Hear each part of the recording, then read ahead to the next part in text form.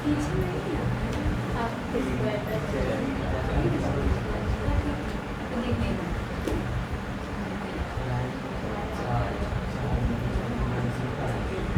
देखो बेटा, कल हम लोग पढ़े थे, इसमें क्या पढ़े थे कल कि 6 ट्रिग्नोमेट्रिकल रेशियो होते हैं। ठीक है, कौन कौन से?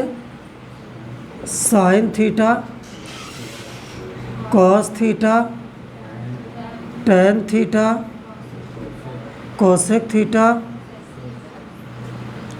सेक थीटा और क्या? Cot theta. ये 6 ट्रिग्नोमेट्रिकल रेशियो होते हैं। ठीक है, अब इनका जैसे एक ट्रायंगल हो गया, तो ये पता है ना ट्रिग्नोमेट्री को हिंदी में क्या कहते हैं? त्रिकोणमिति। ठीक है, मिति का मतलब होता है माप, त्रिकोण का मतलब होता है 3 कोना।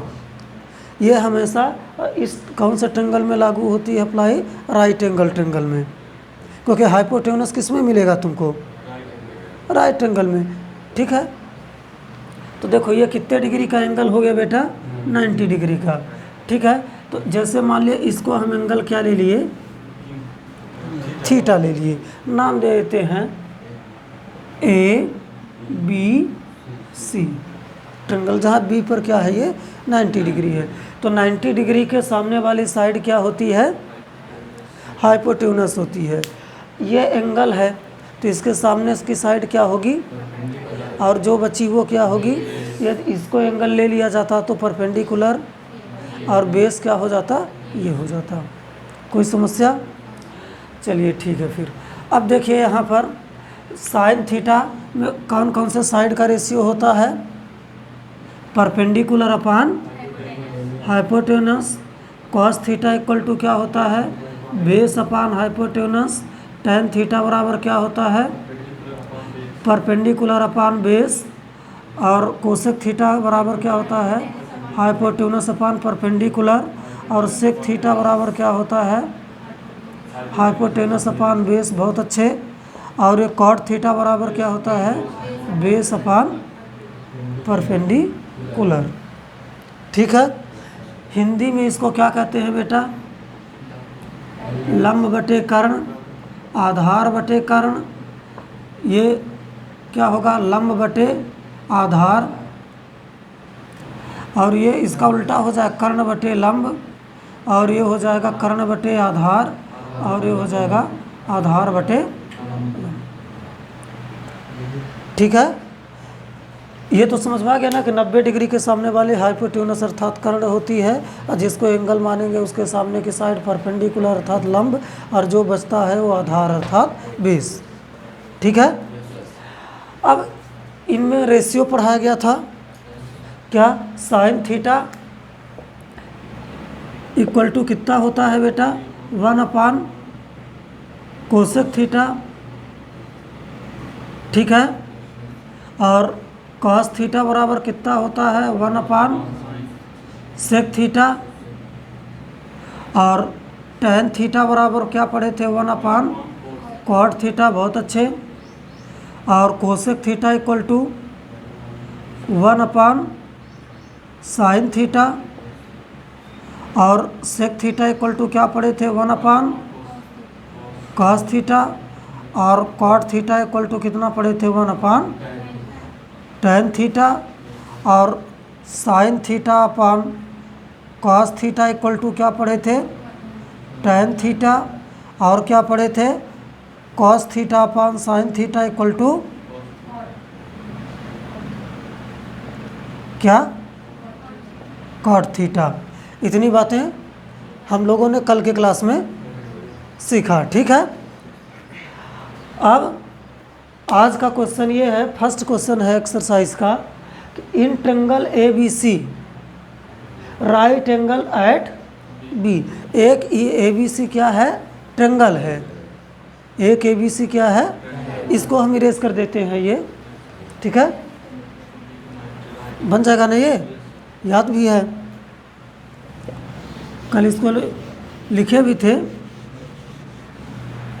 एक बात और यहाँ ध्यान देने की है कि हमेशा ये ऐसा नहीं है कि ये फर्स्ट लेटर है तो कैपिटल में लिखेंगे, हमेशा ये सब में क्या लिखा जाएगा, स्मॉल में लिखा जाएगा, ठीक है। और जैसे ये tan थीटा है तो इसका मतलब ये नहीं हुआ कि tan इंटू थीटा, जैसे कल मैंने बताया था ना कि जैसे कुछ लिखा हो 4x लिखा हो तो इसका मतलब होता है 4 इंटू एक्स, तो जैसे यहाँ लिखा है tan थीटा तो इसका मतलब ये नहीं होगा tan इंटू थीटा, ठीक है।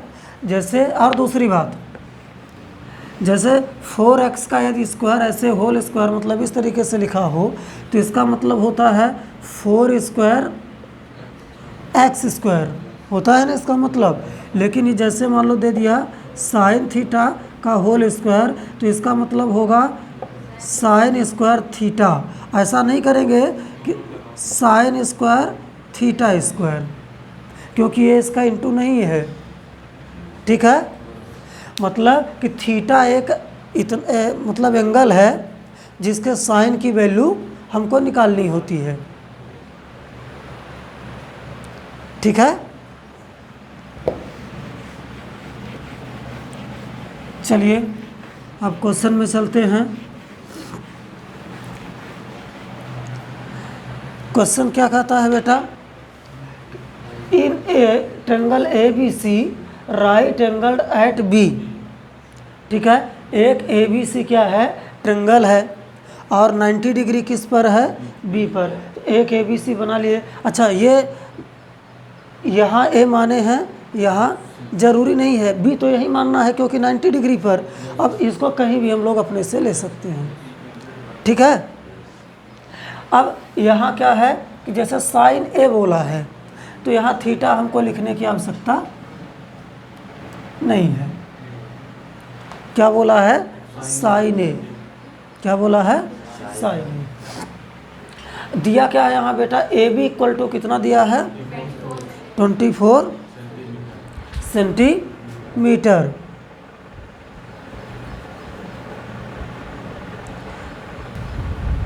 तो देखो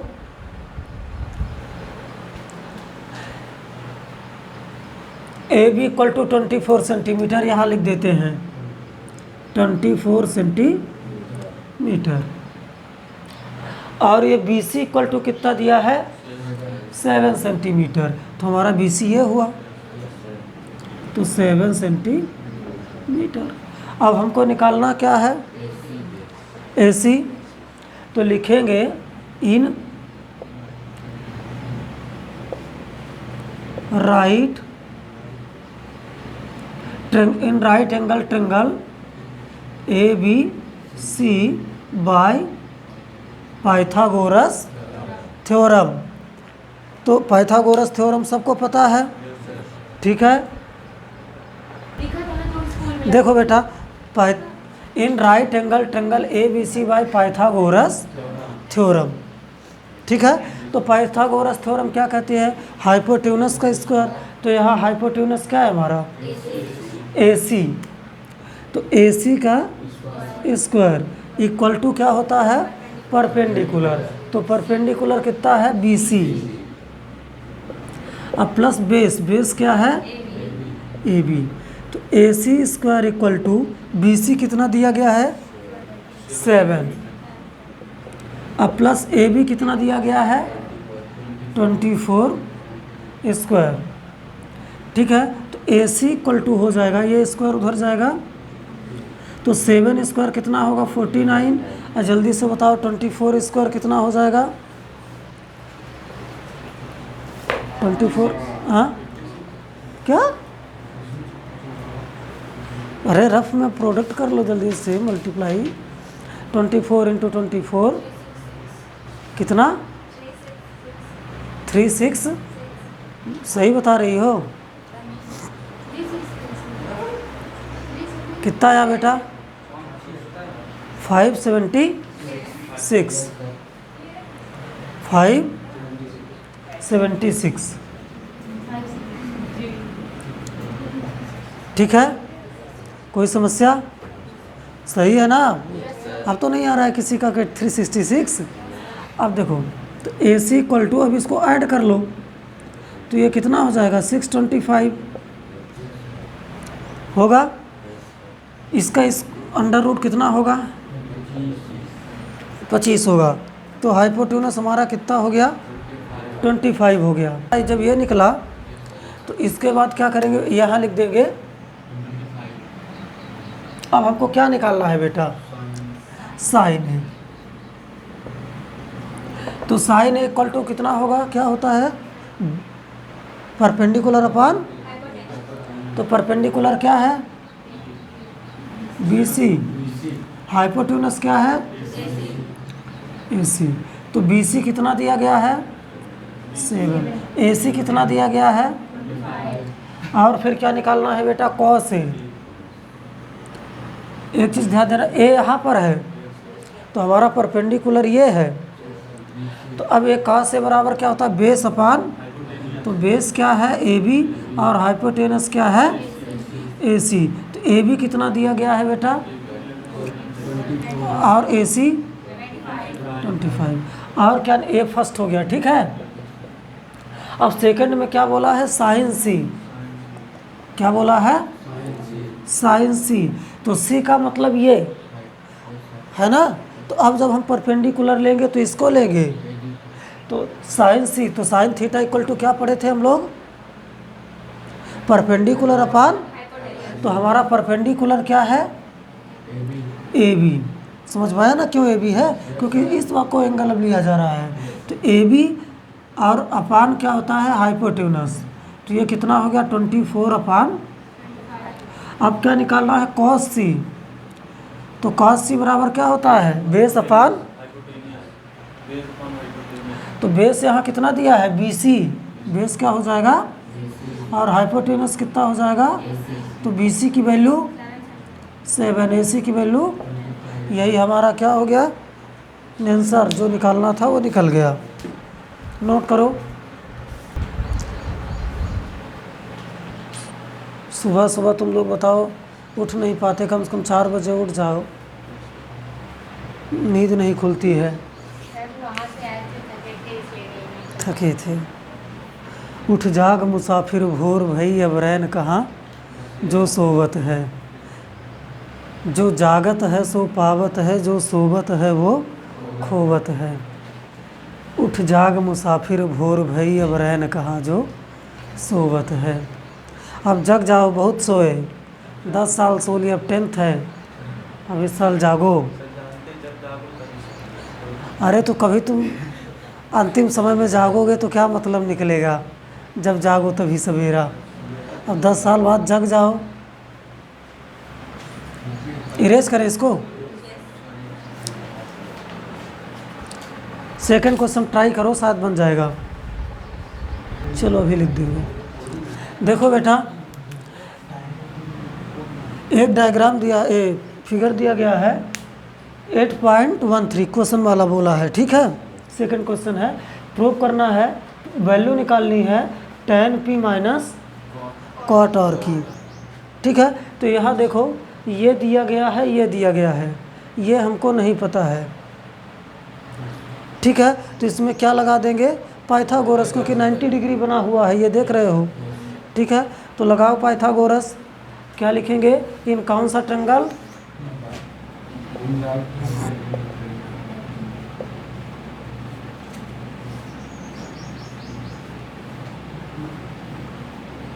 राइट एंगल ट्रायंगल,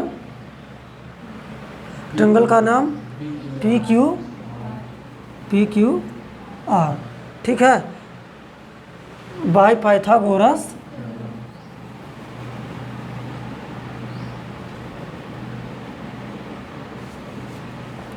पाइथागोरस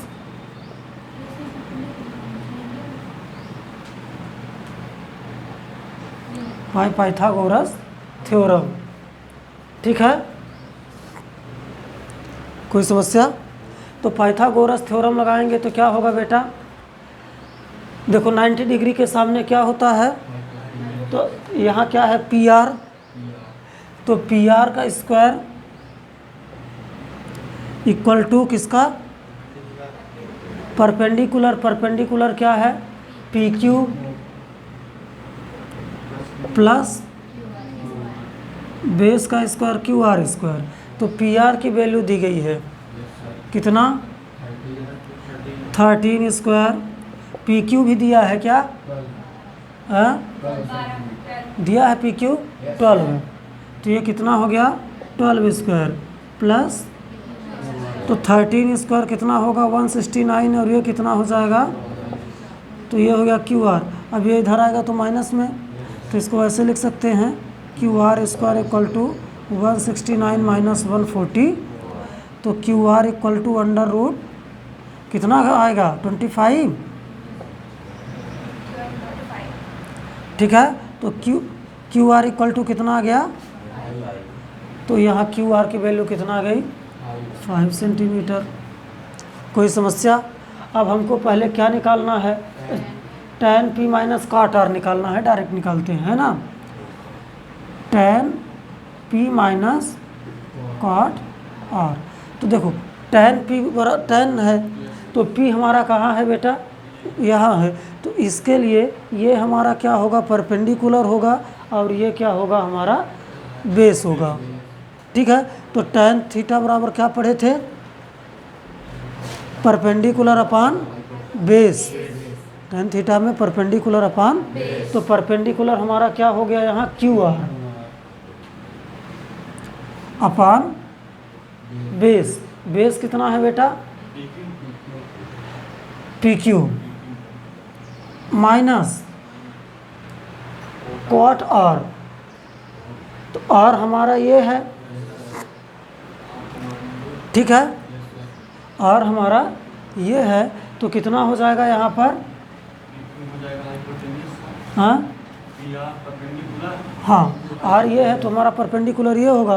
तो काट में क्या होता है बेस अपान परपेंडिकुलर। तो बेस क्या है क्यू आर अपान क्या हो गया परपेंडिकुलर क्या। डायरेक्ट ये तो कट के जीरो आ गया वैल्यू निकालनी नहीं पड़ी। या चाहे तो पहले वैल्यू निकाल लो। tan p बराबर कितना हो जाएगा बेटा Q R upon P Q. ये कितना आ जाएगा Q R upon P Q. Q R कहाँ है 5 दिया है और ये पी क्यू कितना दिया है 12 दिया है। ठीक है और ये कॉट आर बराबर कितना हो जाएगा ये P Q upon Q R upon P Q. तो इसमें भी कितना जाएगा 5 अपान 12। ठीक है या चाहे तो फिर जानते हो क्या है कि इसमें ये भी निकालने की हमको आवश्यकता नहीं पड़ी क्योंकि ये डायरेक्ट देखो वैल्यू नहीं रख रहे हैं तब भी कितना आ रहा है जीरो आ रहा है। बात समझ में आई। तो यहाँ देखो Q R upon P Q तो डायरेक्ट यहाँ पर वैल्यू रख देते हैं। tan p की वैल्यू कितना आई है 5 अपान 12 और cot r की वैल्यू कितना आई 5 अपान दोनों घट गया कितना आ गया 0। हमारा आंसर हो गया। कोई समस्या इसमें नहीं आया समझ में भाई। ये बात समझ में आ गई होगी ये भी समझ में आ गई क्योंकि tan थीटा बराबर क्या होता है परपेंडिकुलर अपान बेस। तो p बोला है तो p के लिए परपेंडिकुलर क्यू आर होगा। अब बेस क्या होगा पी क्यू तो वैल्यू रख दिए। इसी तरीके से कॉट आर में निकाल दिए आर के लिए परपेंडिकुलर ये होगा तो बेस अपान परपेंडिकुलर होता है तो इसकी भी वैल्यू कितना आ गई 5 अपान 12। तो tan p minus cot R तो tan p की वैल्यू 5 अपान 12 और कॉट आर की वैल्यू 5 अपान 12। ये कितना आ गया 0 आ गया। ठीक है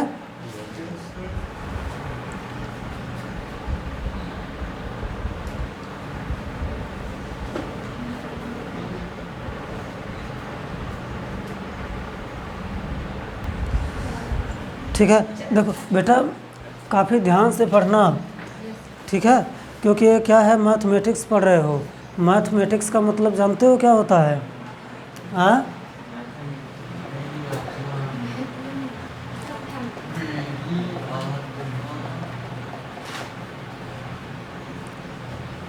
देखो जब तक पढ़ोगे तो मैथमेटिक्स ठीक है और जब रिजल्ट निकलता है पेपर देने जाते हो तब फिर ये हो जाता है मैथमेटिक्स। मैथमेटिक्स होगा इसलिए इसमें मेहनत करो और अच्छे से पढ़ो मन लगा के। बहुत कठिन सब्जेक्ट नहीं है हाँ ये है कि रेगुलर आओगे, रेगुलर पढ़ोगे तो ठीक है, सिस्टमेटिक ढंग से। देखो बेटा क्या है इसमें, कैलकुलेट, देखो if sine A equal to 3/4 calculate cos A and tan ए।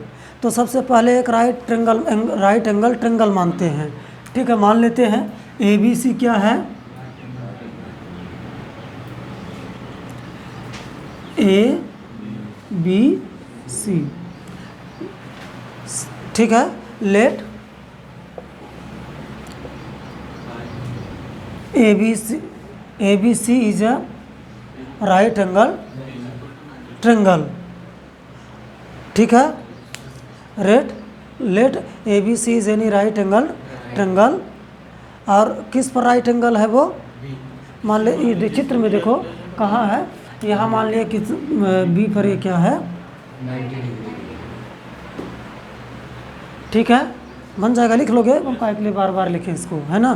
क्या लिखोगे, A B C where B 90 degree कहाँ पर है, ये बी पर रहेगा, ठीक है। तो ये क्या हो जाएगा, साइन ए इक्वल टू कितना दिया गया है, साइन ए इक्वल टू 3/4, ठीक है। इक्वल टू ये किसके बराबर हो जाएगा बेटा, साइन ए किसके बराबर होता है, परपेंडिकुलर अपान, तो यहाँ परपेंडिकुलर हमारा क्या है,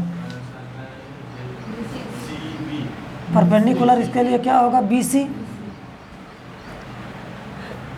तो B C upon A C equal to कितना हो जाएगा, 3/4 इक्वल टू क्या मान लेते हैं, यहाँ लिख लेंगे सपोज, ठीक है। क्या लिख लेंगे, सपोज, ठीक है। अब फिर एक नीचे एक लाइन और लिखेंगे कि वेयर के is a any positive number. तो अब बी सी इक्वल टू कितना हो जाएगा बेटा, 3K, और ए सी इक्वल टू कितना हो जाएगा, 4K। Hence B C equal to 3K, A C equal to कितना हो जाएगा ना। समझ में आया कैसे होगा, देखो कैसे होगा, जिसके नहीं समझ में आया, B C upon A C equal to 3/4 दिया है, तो इसको यहाँ कर लें, तो B C upon 3 equal to ये क्या हो गया, ए सी अपान इक्वल टू क्या माना गया है, के माना गया है। तो जब B C upon 3 equal to K होगा तो बी सी बराबर कितना हो जाएगा, 3K, और ए सी अपान 4 बराबर के होगा तो ए सी बराबर कितना आ जाएगा, वो हम डायरेक्ट कर दिए हैं, कर सकते हो, कोई दिक्कत नहीं, ठीक है।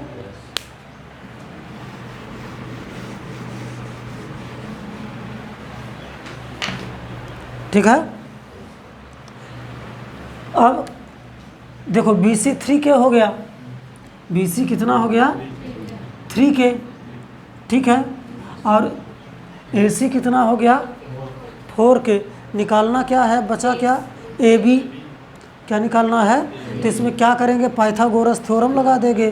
तो पाइथागोरस जब थ्योरम लगाएंगे तो ठीक है, in right triangle A B C by Pythagoras theorem, in triangle A B, right triangle लिख लेंगे, क्या लिख लेंगे, राइट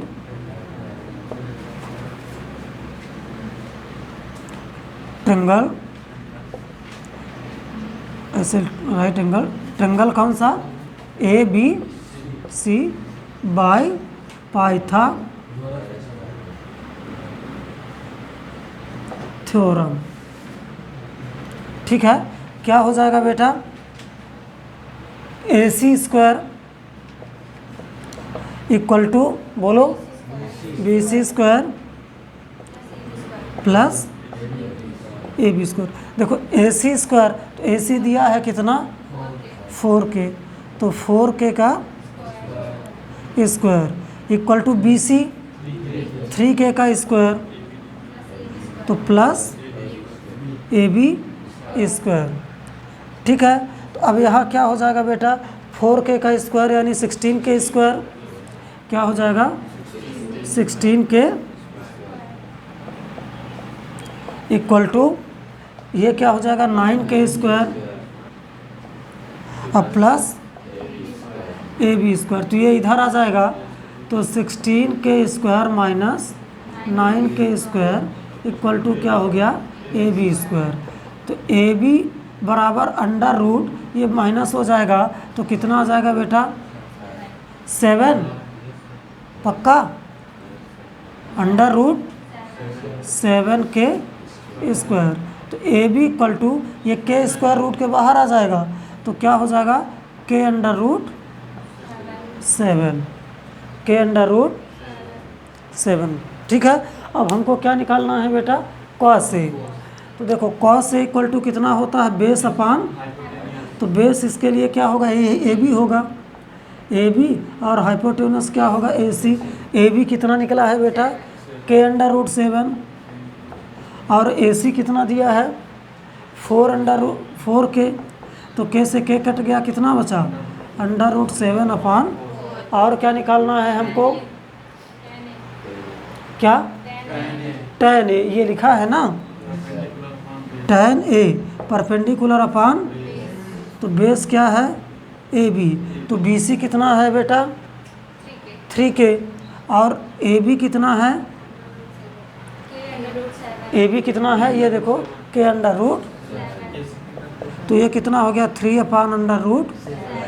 चाहे तो √7 है तो 7 का रेशनलाइज भी कर सकते हो, ठीक है। तो रेशनलाइज कैसे करेंगे, √7/√7, तो ये हो जाएगा 3√7 अपान, ये कितना आ गया, 7 आ गया। ठीक है, कोई समस्या नहीं है इसका, यहाँ पर समझ में आया ना। ये तो कट गया, क्या बचा, 3/√7, तो इसका क्या कर दिए, रेशनलाइज कर दिया, यानी √7 का ऊपर नीचे मल्टीप्लाई कर दिए। तो 3 में √7 का मल्टीप्लाई हो गया तो 3√7, और √7 में √7 का मल्टीप्लाई किए तो कर दिए, तो कितना आ गया वो, हाँ क्या बोले बेटा,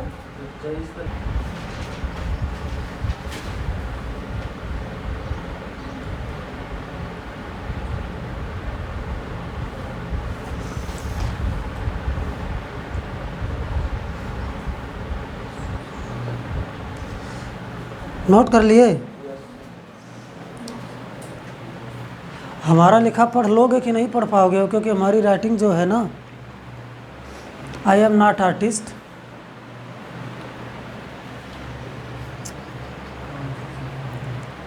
मैथ वाले वैसे इतना स्पीड लिखते हैं, इतना उनको लगाना पड़ता है कि राइटिंग जिसकी पहले बचपन में सही भी होती है तो आगे चल के सब गड़बड़ हो जाती है। लेकिन ऐसा तुम लोगों को नहीं करना है, इसमें ध्यान देना है, ये भी ज़रूरी है।